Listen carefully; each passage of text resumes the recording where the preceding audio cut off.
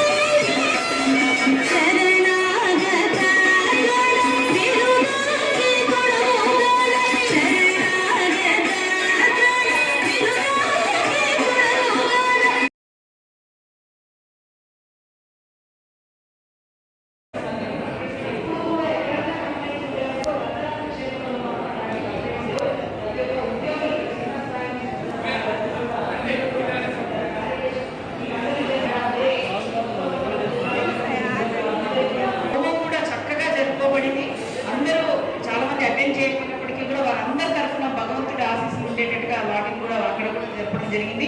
అలాగే ఈ సాయంత్రం పూట దీపోత్సవం ఎంతో ఉత్సాహంగా చూశారు మహిళలందరినీ కూడా. మనకు చెప్పకంటే ముందే దీపోత్సవం చేయడానికి వారు ముందుకు వచ్చారు. వారందరికీ కూడా మరొక వారి ధన్యవాదాలు. మీరందరూ ఇక్కడ వసతి సౌకర్యం ఎలా ఉందో నాకు తెలియదు. వసతి సౌకర్యం బాగుందా మీకు? మేము వచ్చే ప్రతిసారి కూడా ప్రతి ఒక్కరిని నొప్పించకుండా వారి భద్రతను దృష్టిలో పెట్టుకొని వారికి సంబంధించినటువంటి మహాప్రసాదం అయితేనేమి ఏదన్నా ఇప్పుడు సాయంత్రం కూడా చెప్పాను. నేను సాయంత్రం కూడా ఏం తింటారో వారికి అరేంజ్ చేయమని చెప్పడం జరిగింది. వచ్చిన భక్తులు ఎవరు కూడా నిరాశ చెందకుండా చక్కగా వెళ్ళి మళ్ళీ భద్రాచల రాముల వారిని మళ్ళీ సందర్శించాలని కోరుకుంటూ, మరియు మనం ప్రపంచవ్యాప్తంగా ఇంకొకటి ఏంటంటే జంగారెడ్డిగూడెం నుంచి కూడా మనకు 200-250 మంది భక్తులు ప్రత్యేక ఆహ్వానితులుగా, అంటే వారు మేము పిలవకపోయినా కూడా వచ్చారు. నిజంగా అంత గొప్ప విషయం. వారి గోటి తలంబ్రాలని మనందరికీ తెలుసు. శ్రీరామనవమికి ఏదైతే తలంబ్రాలంటే అసలు భద్రాచలం అనగానే తలంబ్రాలు ఎక్కడ లేని సంప్రదాయం మన దగ్గర ఉందన్నమాట.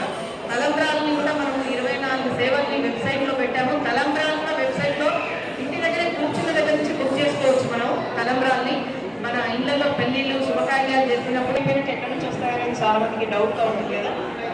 ఇక్కడ నిత్య కళ్యాణం జరుగుతుంది. మనం ఏదైతే నిల్చుంటామో ఎక్కడా ఉండదు నిత్య కళ్యాణం. ఇక్కడ నిత్య కళ్యాణం జరుగుతూ ఉంటుంది మనకి. అలాంటి కళ్యాణం ద్వారా కూడా మనకి ఏవైతే తలంబ్రాలు ఉన్నాయో అందరికీ, ఎవరైతే భక్తులు ఉన్నారో వారందరికీ పంచడానికి కూడా అవకాశం ఉంది.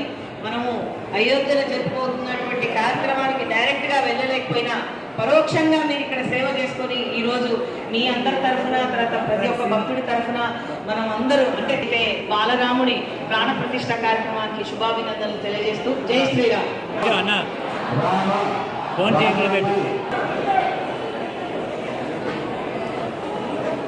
Okay madam.